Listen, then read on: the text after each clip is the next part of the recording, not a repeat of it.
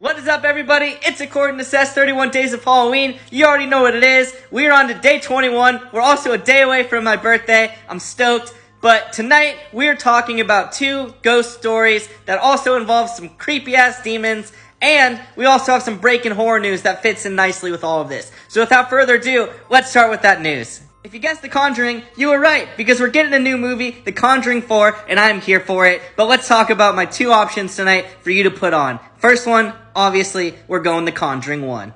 Listen, I'm not going to beat around the bush here. This movie, absolutely terrifying. And when I left that theater, I couldn't sleep for weeks. If you're not a fan of demonic possession or haunted houses, you're probably going to want to skip this one because it is scary.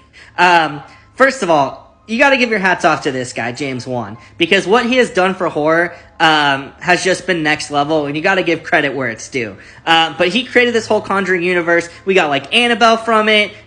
We got The Nun, and he also did Insidious. But we're talking about The Conjuring, and so let's get back to that.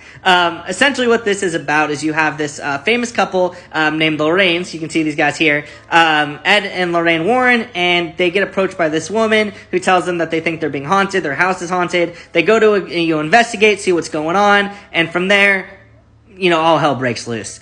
There's one scene in this movie that just is engraved in my brain, and it probably will be there for the rest of my life. But it involves the sheet and the wind, and it is super creepy, and you'll know what I'm talking about when you see it.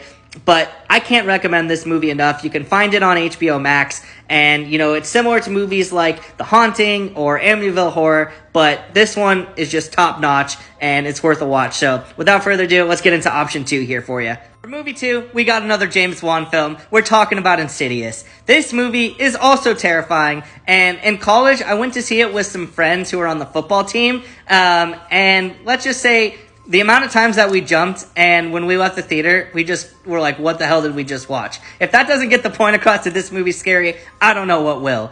Essentially what it's about is you have this kid right here who ends up getting possessed by this demon, and in order to save his soul and basically bring him back, they have to go into this dreamlike world that he's being held in by the demon, and it's freaking awesome because what James Wan did with this film was next level, and it's honestly very reminiscent of Wes Craven's A New Nightmare, which is kind of similar in the way where a demon possesses the kid who's possessing Freddy, and they have to go in and get him out.